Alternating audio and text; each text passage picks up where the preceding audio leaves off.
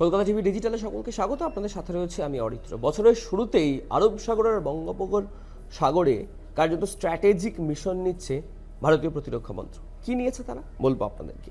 বছরের শুরুতেই বঙ্গোপসাগরের ভারত মহাসাগরের সংযোগস্থলে বিরাট এক স্ট্র্যাটেজিক পদক্ষেপ নিল দিল্লি। গত শুক্রবার বেলা 11:30 কার নিকোবর এয়ারবেসে নতুন করে সেজে ওঠা রানওয়ের উদ্বোধন করেন চিফ অফ ডিফেন্স স্টাফ বা CDS general Anil Chauhan. Malacca প্রণালীর ওপর নজরদারি বাড়াতে এই পদক্ষেপ ভারতের জন্য একটা মাস্টার স্ট্রোক। কেন এই সাজবদল করা হয়েছে?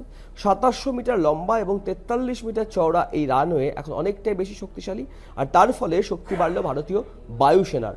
নতুন এই রানওয়ে আগের থেকে অনেক বেশি ওজন সহ্য করতে পারবে। এখন এখান থেকে Su-30 MKI এর মতো ভারী যুদ্ধ বিমান ওঠানামা করতে পারবে। এছাড়াও একসঙ্গে অনেক ফাইটার জেট এখানে পার্ক করা বা তাদের জ্বালানি ভরা সম্ভব হবে। এছাড়াও নতুন ট্যাক্সি ট্র্যাকটি আপৎকালীন সময়ে দ্বিতীয় রানওয়ে হিসেবেও কাজ করবে। এই জায়গা কতটা গুরুত্বপূর্ণ ভৌগোলিক দিক থেকে? মালাক্কা স্ট্রেট হলো বিশ্বের অর্থনীতির লাইফ লাইন। কার নিকোবর থেকে এই চেকপয়েন্টের দূরত্ব এতটাই কম যে ভারত এখন খুব দ্রুত যে কোনো চ্যালেঞ্জের মোকাবিলা করতে পারবে। জেনারেল অনিল চৌহান স্পষ্ট জানিয়েছেন যে এই আপগ্রেডের ফলে ইস্টার্ন ফ্রন্টে ভারতের সামরিক সক্ষমতা কয়েক গুণ বেড়ে গেল।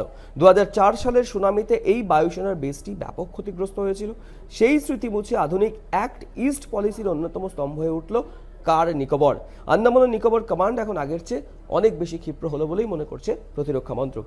এর ভবিষ্যৎটা কি? হিসাব একদম পরিষ্কার। ভারত মহাসাগরে চীনের লাল ফৌজের বাড়তি সক্রিয়তা রুখতে ভারতের এই পরিকাঠামো উন্নয়ন অত্যন্ত জরুরি ছিল।